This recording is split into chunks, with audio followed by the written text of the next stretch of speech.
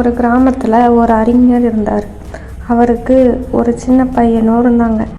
அவர் ஒரு பொருளாதார மேதை அப்படிங்கிறதுனால பல நாட்டு மன்னர்கள் அவங்க நாட்டோட பொருளாதாரத்தை சீர்படுத்துறதுக்காக அவர்கிட்ட நிறைய ஆலோசனை கேட்க வருவாங்க.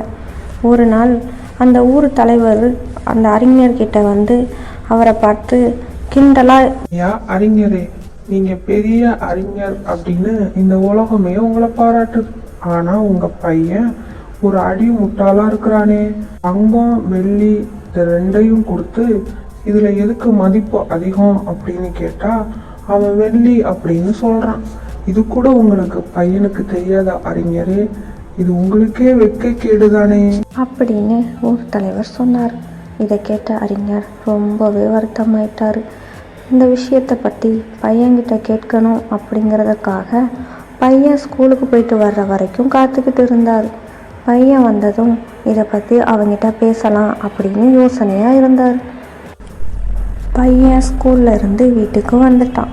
உடனே அறிஞர் அவங்க பையன்கிட்ட போய், மகனே, தங்கம் வெள்ளி இது இரண்டுலையும் எதற்கு மதிப்பு அதிகம் அப்படின்னு கேட்டாரு. இதை கேட்ட பையன் இப்படி சொன்னான், தங்கத்திற்கு தான் மதிப்பு அதிகம் அப்பா. இதை கேட்ட அறிஞர் உடனே அவங்க பையன்கிட்ட இப்படி கேட்டாரு, அப்புறம் எதற்கு நீ ஊர் தலைவர்கிட்ட வெள்ளி அப்படின்னு சொன்ன அப்படின்னு கேட்டாரு. இதை கேட்ட பையன் இந்த மாதிரி பதில் சொன்னான், அப்பா, நான் தினமும் ஸ்கூலுக்கு போகும்போது ஊர் தலைவர் அவர் ஒரு கையில் தங்க நாணயமும் மறு கையில் வெள்ளி நாணயமும் வச்சுட்டு என்னை அறிஞரின் மகனே அப்படின்னு கூப்பிடுவார். இந்த ரெண்டுல எதற்கு மதிப்பு அதிகமோ அதை நீ எடுத்துக்கோ அப்படின்னு சொல்லுவார். நானும் வெள்ளி நாணயத்தை எடுத்துக்குவேன். உடனே அவரும் அவரை சுற்றி இருக்கிறவங்களும் என்னை சிரித்து கிண்டல் செய்வாங்க. நான் அந்த நாணயத்தை எடுத்துக்கிட்டு போயிடுவேன். இது ஒரு வருஷமா நடந்துகிட்டு இருக்குது. தினமும் எனக்கு ஒரு வெள்ளி நாணயம் கிடைக்குது. நான் தங்க நாணயம் தான் விலை மதிப்பு அதிகம் அப்படின்னு சொல்லி எடுத்திருந்தேன்னா அன்னைக்கோட அந்த விளையாட்டு முடிஞ்சிருக்கும். எனக்கு நாணயமும் கிடைச்சிருக்காது. அதனால தான்ப்பா நான் அப்படி சொன்னேன்.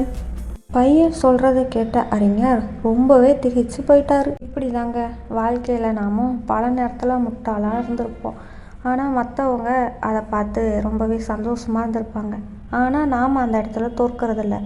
அவங்க ஜெயிச்சிட்டதா அவங்க நினச்சிப்பாங்க. ஆனால் நம்ம வேறொரு கோணத்தில் நம்ம ஜெயிச்சிருப்போம். எந்த கோணம் நம்மளுக்கு முக்கியம் வாழ்க்கையில் ஜெயிக்கிறதுக்கு அப்படிங்கிறத நம்ம தான் தீர்மானிச்சுக்கணும். இந்த வீடியோ உங்களுக்கு பிடிச்சிருந்துச்சு அப்படின்னா லைக் பண்ணுங்கள், ஷேர் பண்ணுங்கள், கமெண்ட் பண்ணுங்கள். இது மாதிரியான வீடியோக்களுக்கு நம்ம சேனலை சப்ஸ்கிரைப் பண்ணி பெல் ஐக்கானை கிளிக் பண்ணி ஆளுங்கிறத கொடுங்க.